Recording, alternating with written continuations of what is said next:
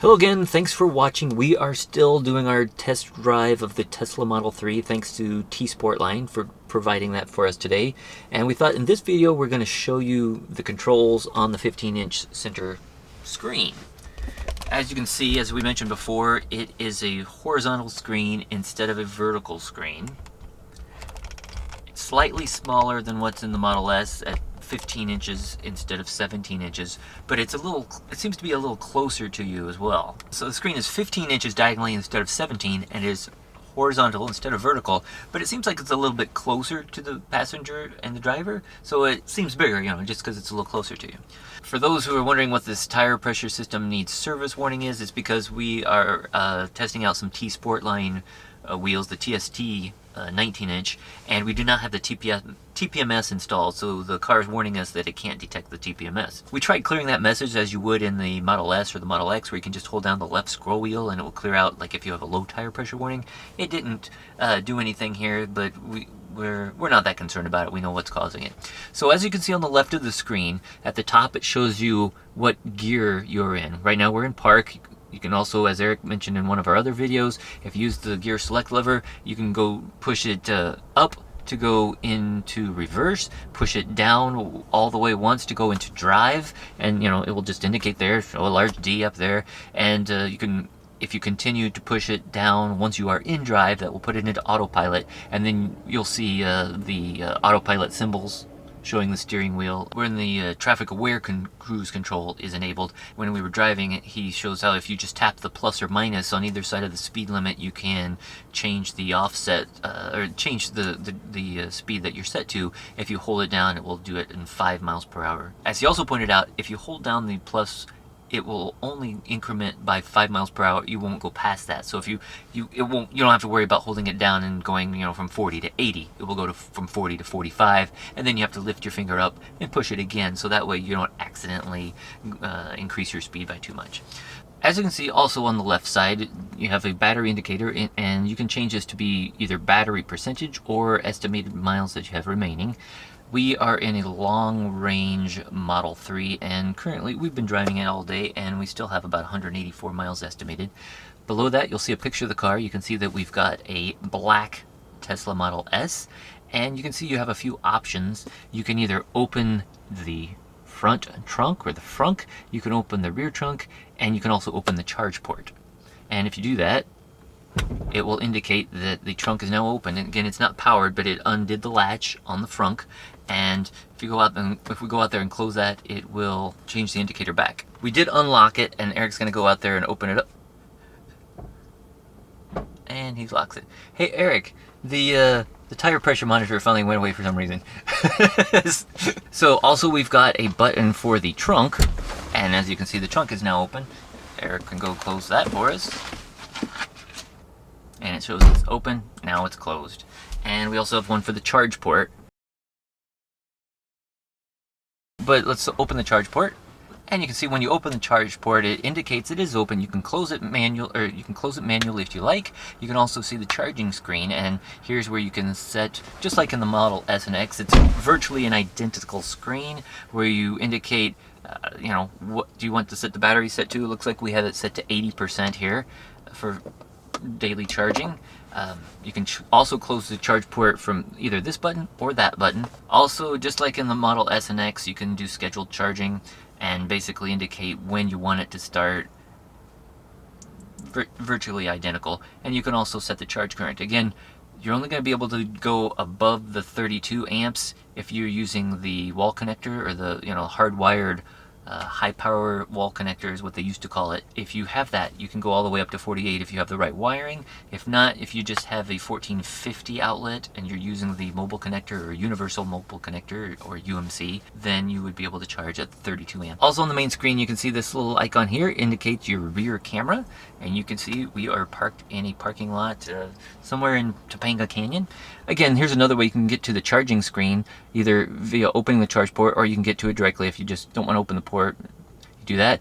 Also, we have the audio icon, which allows you to do voice commands such as navigation or choosing a certain song. You don't need to use this icon. You can use the right scroll wheel button or the right scroll wheel on the steering wheel to also do audio. And now you'll notice there's two screens available here. If we swipe it over, you can see the wiper settings. And if you push the button on the stock for the wipers, you can go ahead and do a wiper swipe by pushing in the button on the stock to the left of the steering wheel. If you want to turn them on, you do that, and you can see that there's slow and fast. And then also you can tap this button here and it will do intermittent. So you have slow and fast intermittent. So you have basically 4 speeds that you can set manually. And you can turn them back off. On the main screen, we have icons. Just like on the Model S and X, we have the lock icon indicating if the car is locked or not. If you want to lock the car, you do that. It will lock the car, close up your mirrors if you have that set. Unlock. If you have HomeLink installed, you can go ahead and control it there. You can pair it with your Bluetooth, and here you can see which phones you have connected, and you can control your phone as well as your media on your phone. You can see LTE. It will indicate if you have LTE or if you're connected via Wi-Fi. You can get information on the car, such as your odometer reading, the VIN. You can see the Easter eggs available. Again, it's just like on the Model S or the Model X. If you click on the center here, you can change your driver profile or set it into valet mode, just like on the Model S and X. You see the indication of the current temperature, time. If we go back out, if you're on the map as we are now, it's a little bit different. That doesn't have the same controls as on the S or X. If you push the gear icon here, you can see all the options. If we wanted to say turn off satellite and just get a regular map, then it doesn't have a separate button like on the Model S or the X for that. But you can see the other options are for traffic, using the trip planner, online routing, changing, if traffic's bad, how bad does it have to be before it reroutes you and chooses a different route. And you can also turn on or off whether or not you want it to show you what your battery level will be if you were to do a round trip from where you start navigating. So you can choose, the orientation of the map, if you want it to always be north or just to follow the orientation of the car. And if you're driving, you can also have it zoom in and show where you're at. If you're looking for a charger, you can choose this lightning bolt icon and we'll show you the closest chargers and superchargers, just like on the Model S and X. Okay, so that's it for the main features of the screen that you see all of the time. If you want to choose some of the settings for the car, you push the icon on the bottom left and you can see it starts out with quick controls, and here's where you can control the lights, such as the exterior lights. You can turn on the headlights, the parking lights, turn off auto lights if you don't need those, turn on the fog lights. You can adjust the mirrors. So if we do that, then you would use the scroll wheels, and it comes up with instructions on how to adjust your mirrors by using the scroll wheels.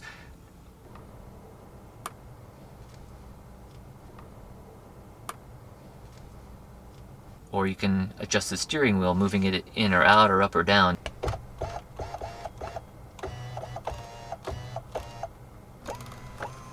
Using those same scroll wheels. So it's nice how Tesla doesn't need to have 100 different buttons. They just use the scroll wheels to allow you to control multiple parts or multiple settings within the car. You can also fold your mirrors in and out. You can lock your windows. I guess that's probably a safety setting for children, so if you don't want them to roll their windows down, or perhaps pets, if you have pets in the back seat. You can adjust the display brightness, but they do also have an auto. So this is on the quick controls to do brightness, but there are settings elsewhere where you can also adjust brightness. After quick controls, you have lights. Again, this is some of the same settings you saw previously, but this is more settings on their own screen. So again, headlights on, off, parking, auto, front fog, turn on your dome lights within the car. You can turn ambient lighting on and off. There also is an extra setting that you might see on some of these screens. If you push the gear icon, you can see another setting by itself here for steering wheel lights.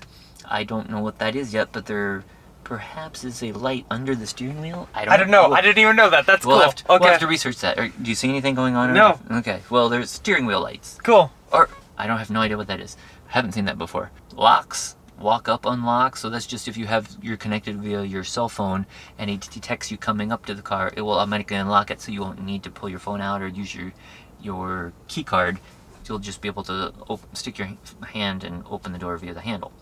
Also, walk-away lock is good to have enabled, so the car will automatically lock as you leave it, and it detects that you're leaving the car. So one thing to be aware of is if you are using the key card, such as we are today, to drive the car, you have to manually lock the car. So I guess just in case it doesn't want to accidentally, if you leave the key card somewhere in the car and walk away, you wouldn't want it to lock on, lock the car on you. So basically, if you are driving the car with a key card, it appears you have to manually lock the car by holding the key up to the B pillar close to the camera, and it will lock the car. And that way you can be sure that you don't lock yourself out of the car. Also, there's a setting for unlock on park, so whenever you get to your destination, put it in park, you have it unlock automatically. So if there's somebody that's getting ready to get in the car, they can reach for the handle and it will be open for them.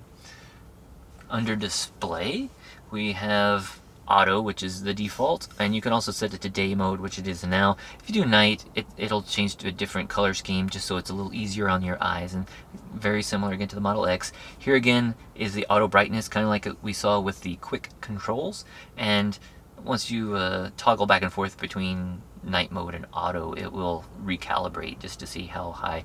We can probably just tell it to do that. Screen clean mode will allow you to use a cloth and look at all those fingerprints. Yeah, there's some fingerprints on there, and it's kind of hard to read, but it says press and hold to exit, and not have to worry about changing any settings on your car. When you're done with that, just hold it, and it will turn the screen back on. Okay, another display settings, you can choose miles or kilometers, and also choose your temperature, which will again be displayed in the top right. So under the gear icon for display, the first option is visibility, where you can turn auto brightness on or off. Also, you can choose the time format, 12-hour, 24-hour, and also you can choose whether you want the battery energy display to be in energy or distance. So you'll see if we change it to energy, it shows 59%, or distance 184 miles. Under driving, this is where you can change the steering mode for comfort, standard, or sport. So also on the driving mode, you can change your regenerative braking settings. By default, it's got standard, and that's where it's got a more powerful regenerative braking if you take your foot off of the accelerator. Set it to low if you're perhaps driving on icy roads, or if you don't need that full standard regenerative braking. Again, if you are perhaps stuck on snow or sand or ice or mud, you can use this traction control option to disable slip start. And also here on the driving screen, we have the creep setting, where you can change how the vehicle moves or doesn't move when you're in drive but not pushing the accelerator. And that can be helpful if you're trying to pull slowly into a garage or something like that. And some people are just used to that, an automatic vehicle which automatically pulls forward or creeps forward slightly. So this allows you to replicate that movement. Under Autopilot, you can choose the cruise follow distance, and these are not car lengths, these are not seconds, it's just a unit from 1 to 7, and it's just your choice. 1 is going to be closer to the car in front of you, and 7 is going to be the farthest away from the car in front of you, and it's just up to you and how comfortable you are with those settings as to how close or far you want to be from the car in front of you. Auto steer is, of course, what everybody usually refers to when they're talking about autopilot, and that's where when you turn that on by pressing down twice on the stalk, it will allow the car to pretty much drive itself. You're still supposed to keep your hands on the steering wheel, but it will maintain the lanes. And if you have auto lane change enabled, then when you use your turn signal and auto steer is enabled, it will change lanes, but you are only supposed to use that turn signal to indicate that it is safe to do so, because currently the car does not automatically do those lane changes without guidance. In the future, with enhanced autopilot, the car will be able to do that. It will see 360 around the car by using all of its cameras, and it will be able to see if it's safe to make a lane change. Okay. Also under autopilot, we have this gear icon, and here's where you can set the speed limit warning, whether you want it to, you can see the speed limit is displayed here. We forgot to mention that, or I forgot to mention that earlier, but that's the speed limit for the road that you're currently on. You can totally turn this off, and it won't warn you if you're going 50, 60 miles an hour. It won't tell you at all that you are speeding. If you have it set to display, it will kind of make the speed limit sign animate, and then you'll know that, oh, I'm going over the speed limit, and maybe you should slow down. You can also set it to make a chime so that it'll do an audio alert and get your attention that way. You can also adjust, just like on the Model S and X, the speed limit offset, so that when you do enable traffic aware cruise control, you can have it so it automatically sets like 5 miles above your speed limit. So if you're on a road that's 65 miles an hour, as soon as you enable it, it will set it to 70 miles an hour, because that's your default speed. And again, you can set it to an absolute limit if you don't ever want to go over that. under Autopilot a forward collision warning, and this is, you can just choose how close you want it to be when you're driving, if it detects a potential collision ahead of you. And some people might want the most distance possible, so you could set it to early, and then it's going to check much further out and warn you if it sees a car slowing down or potentially it being in your path. By default, it looks like it's medium. You also set it to late. Lane departure warning is just a little vibration that you can feel in the steering wheel. It doesn't make any noises or anything, but if you have this enabled, if you're driving and the car detects the lines, and if you're riding on the line, it will kind of vibrate the steering wheel just a tad, so that you'll know that you're kind of driving on the line. Kind of feels like you're driving over a rumble strip. Some people find that annoying, so they turn it off. So under safety and security, here you can apply the parking brake manually, or you can also just totally power off the vehicle. Under the gear icon here, you can turn on general settings such as the park assist chimes, security alarm, and allow mobile access. So if you don't want to be able to connect it, then you can turn that off and people won't be able to track it. For service, there's just a few options here. One is for wiper service mode. Basically, the wipers are kind of tucked under the top of the hood there, and you're not supposed to just grab them and pull them out. If you need to change the blades, you turn it into wiper service mode. It'll pop the blades up slightly, and then you can change the blades without damaging the motors. Adjust HUD lights is an option I have never seen on another car before, but basically it allows you to kind of tweak your headlights just slightly. And so you can use, again, those same controls on your steering wheel to kind of, just make slight tweaks to the headlights. So for towing, it just gives you a warning here saying that you cannot tow the car. It has to be towed on a truck. And it just tells you that this mode is only available for 20 minutes. And after 20 minutes, if it detects it's being rolled faster than 5 miles an hour, it applies the parking brake as a safety feature. And also there's a button for opening the glove box. Down below at the bottom of the screen, it's very similar to the icons on the Model S and Model X. If you tap the first icon once, it will blow cool air out under the front windshield. Tap it a second time, that's when it gets like full speed hot air. And that's if your window is really fogging up and you need it defogged or de-iced quickly. Go ahead and do that, and it turns the fans up all the way and applies hot air to take care of the fogging. The next button over is for the rear window defroster. Then we have the heated seats, and here's the icon is slightly different on the Model 3 versus the Model S and Model X. You see if you tap it once, it shows the three little heat waves, or whatever those you would call those, instead of a 1, 2, or 3. I think I kind of like the S and X a little bit better because it's more obvious to me a 3 is a 3. I think some older people might not be able to tell if that, is that one of them enabled or is that two of them enabled? It might be hard to tell, so we don't know if it's going to stay this way, but my preference is for the 1, 2, or 3, just because it's easier to see when you're driving or just sitting there as a passenger. You can tell how many are turned on. Next over, we have the temperature controls, where you can just adjust the temperature up and down just like in a Model S or Model X, and you have the same sync temperature, where if you do that, if it's enabled in blue, then when you push it on either side, it will adjust the temperature for both sides. If you turn it off, then it will just adjust the temperature on the side that you're doing. The next button over is going to either be auto or manual, depending on if you have the air conditioner set to auto or manual. You can, on this screen, turn air conditioning on and off. You can turn recirculate on and off. You can enable ventilation in the rear for the rear passengers. If you tap the top button, it will blow air to both you and the windshield. Middle button is just going to be towards you at chest level, head level, whatever. And if you do the bottom, that will send ventilation down towards your feet, just as in any other car, but we're just doing it with buttons. One cool thing about this, as you can see, when you have them enabled, you can choose where you want the air to be blown. So if I want it centered on me, you can have it here, or if I want it to blow to upper left or upper right. And it's cool because it's kind of like a Dyson blade or something like this, where it will blow the air in wherever direction you have this. And if you need it to blow in more than one location, you can choose this button to split it, and you can see it blow the air in 2 different places at the same time. And it is individual for each passenger and the driver. Next over, we have the radio controls. And as you can see here, when you click it once, if you are in navigation, click it once, it brings it up just this small little tab showing you what you're currently playing. Standard controls. If you like the song, it'll play more like that and add it to your favorites radio. If you don't want to hear it again, click thumbs down and it will not be played again.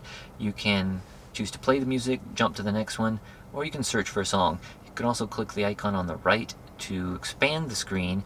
If you push it just once like that, it will kind of show you some of your favorites. If you push it again, it will show you a larger screen with more selections where you can choose streaming and choose from any of the available streaming, Tesla owner favorites. These are any of the available streaming networks. You can also choose TuneIn, where there's hundreds, thousands of radio stations all around the world that you can listen to via the internet. And you can also hook into your phone and play songs from your phone that way. And if you do have this and you want it to go away, you can either swipe down, push the music icon button. This next icon here is for cell phone configuration. Here we can see Eric's contacts. Yeah, that's gonna be blurred out. Sorry. Yeah. Or if you need to make a phone call, you can dial it there. Or again, you can also use the scroll wheel on the steering wheel to start a phone call. And over here, you can just mute the radio or increase the volume up or down. I know we went through that quickly, but again, it is very similar to a Model S or Model X, and I'm sure we'll be seeing some changes to this in the future, because just in the last few weeks there's been updates that have been enabled on here that weren't available a month ago. So it's neat to see all these new features coming out and how they will change the software. That's it for our quick overview of the Tesla Model 3 center screen. Hopefully we covered everything for you. If not, and you still have questions, please feel free to leave a question down below and we will get back with you. Thanks again to T-Sportline for providing this Model 3 for us today. And if you found the video useful, hopefully you leave a thumbs up. If you have any questions, again, please feel free to leave comments down below. If you're looking for a Model S or a Model X, please feel free to use our website, teslainventory.com, to find all available inventory and CPO cars. And if you do find an inventory or new car that you're interested in, please feel free to use our referral code, because that will allow you to get free unlimited supercharging for as long as you own that car. So definitely leave a thumbs up if you enjoyed the video. Click here to subscribe, here to see more videos, and we will see you in the next one. Thanks, bye.